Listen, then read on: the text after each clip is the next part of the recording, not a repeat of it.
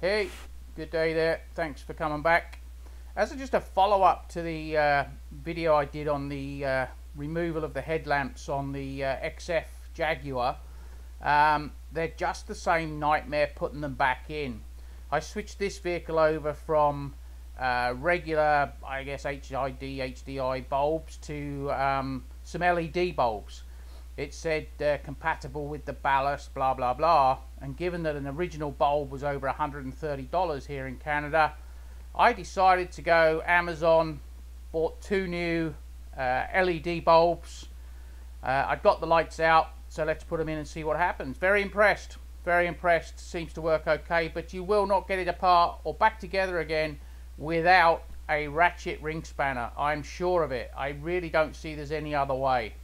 Get yourself a 10mm ratchet ring spanner in order to get that back headlight, and also there's a couple of others up inside that inner wing.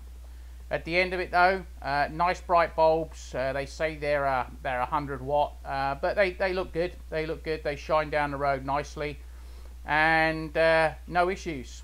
The one thing I would suggest when you're putting these lights back in, as I say, just as much trouble getting them in as it was getting them out, but you want to slide them as far to the grill. Just push them into the middle of the car as much as you can in order to get them underneath the wing, the fender. That was the tight spot.